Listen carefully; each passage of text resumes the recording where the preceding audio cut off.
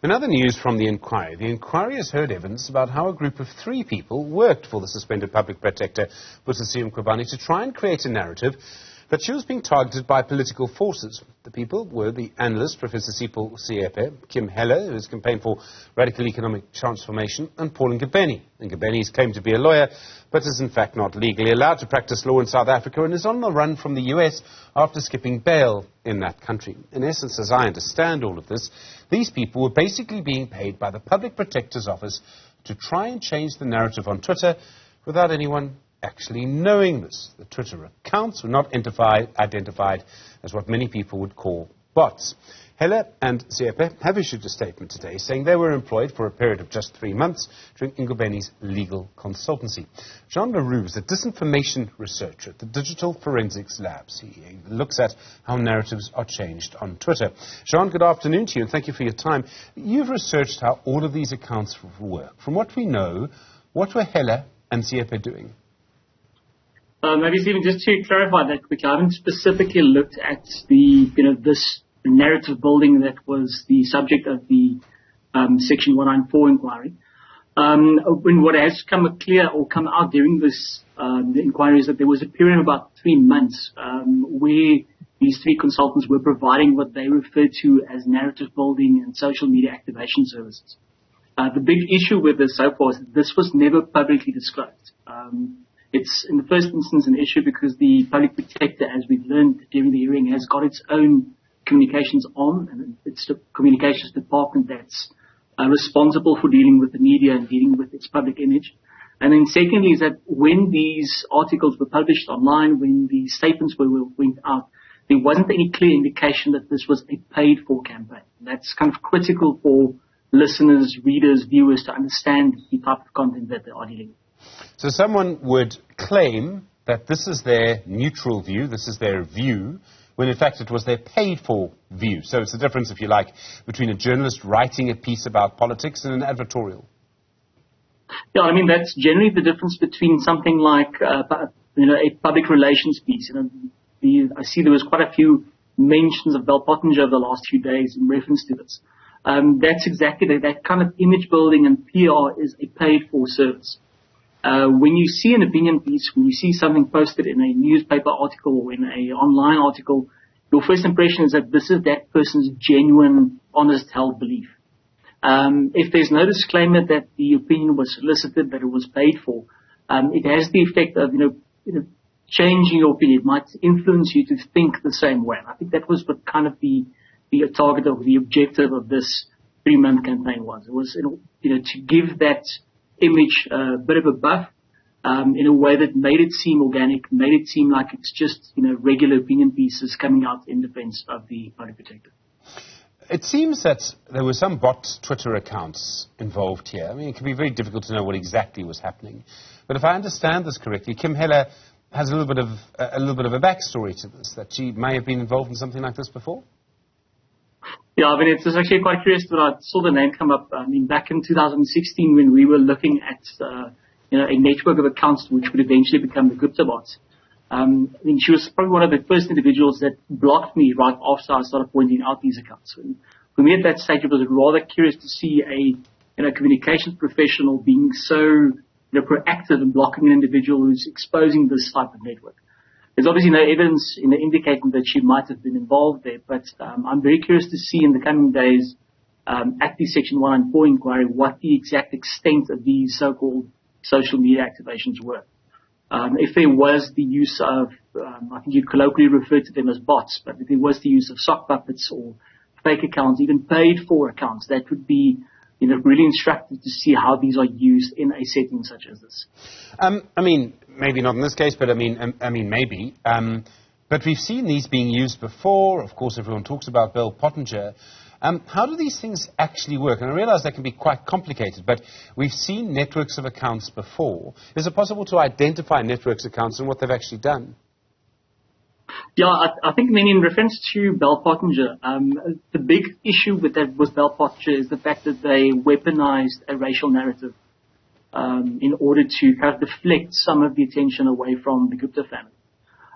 Just having a PR company, having individuals, writing opinion pieces for you, inherently there's nothing wrong with that. It becomes an issue, firstly, when the narrative is used in a way that, that's destructive or has the potential to cause more widespread harm.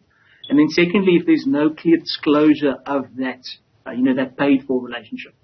So in this case, as soon as we determine exactly what the narratives are that was used as a part of this PR exercise that Helle and Seepe were contracted with, you'll be able to see whether it falls into either of those two categories. In essence, what you'd like to do in a situation like this is there's no use having your narrative circulate in the same echo chamber. You'd actually want those narratives to escape the echo chamber, get into the broader public and get into the broader frame of discussion. Just having the same individuals running their campaign talking about it amongst themselves serves no real purpose. So ideally, I'd like to see, what the extent of that social media activation was. How did they attempt to get these narratives outside of their own echo chamber and basically get regular users exposed to the same narratives that they're trying to push. Do these campaigns actually work? And I realize that can be hard to see. But, do we find that this kind of campaigning, the use of fake accounts essentially, actually impacts? And I suppose in some ways, if you can influence mainstream opinion, get into, I hate this phrase, the mainstream media, then it does work. Yeah, the question is always, there's different ways to measure impact. You can look at, for example, whether it changes one individual's opinion. You could stretch that further into looking whether it starts making, impacts on policy changes or the way that governments react to specific, incidents or crises. Measuring the effect is often difficult because you kind of need to take a backwards looking approach to it. It's not often clear at the outset what the impact of a social media campaign is.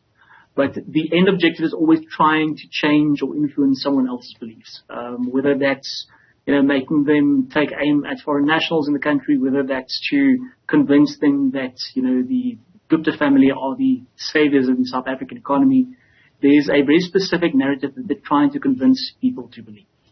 So measuring whether that was effective or not is often something you can only do after the fact. But, generally you try and look at things like whether it's making impact, whether it's being picked up by, other commentators, whether the media is picking it up, whether there are journalists using those same narratives in their questions on other interviews, because that's how you start picking up that those seeded narratives have actually taken root. A lot's going on around Twitter, Jean, in the last few days. I'm sure you've noticed. Elon Musk is now, they call him the sole director. They mean owner. He can pretty much do what he likes with it. You'll have seen the conversation around the blue tick. I don't have one. I'm not going to pay for one. Never been offered one. Do you think, with everything that's going on around Twitter, is he going to be determined to get rid of these fake accounts, or is it going to be impossible to root that out?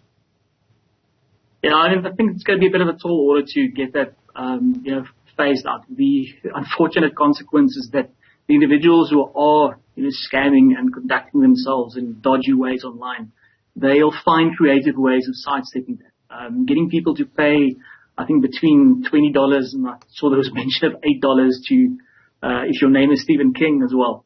Having people pay for that privilege to have blue tick won't disincentivize the bad guys from actually paying that, getting the blue tick, and then just carrying on as usual. I think the secondary consideration is also just on the topic of, hate speech. And I saw there was a lot of mention around the fact that, Twitter would now be free again. There's no more censorship. It's one of those situations where it's amusing to see that, because despite the fact that you might be more free and your content might not be moderated, you're still kind of limited in terms of our local laws, our own hate speech laws, our own anti-discrimination laws, and seeing this as some kind of a free reign to say whatever you like is going to end you up in quite a difficult pickle down the line. It seems to me that what's likely to happen is that if this continues in this way, Twitter will just lose legitimacy. People will very slowly, over a period of time, just move away from it. Journalists will start to ignore it. One of the nice things about the blue tick itself was that it's not always people who paid, to get that privilege. In future, if you see somebody with a blue tick, you'll know they paid X amount to get that, ribbon on their account. But at the moment, how it works is that if you see somebody with a blue ticket, somebody with some kind of an influence, it can be somebody that's interesting, Individual who's got a published record in a niche field, for example. Those are the individuals that get blue ticks as it is. And they're also the individuals who drive quite a lot of genuine interest and engagement. By getting those people, the ones who are kind of the main cash cows, if you will, the people who are driving the engagement, forcing them to pay and subscribe to stay on your platform and maintain that blue tick status, it does seem a bit counterproductive. And I'll be quite curious to see what the thinking is behind monetizing it in this way. Jean Leroux, thank you. Disinformation research at the Digital Forensics Lab. So much to talk about there.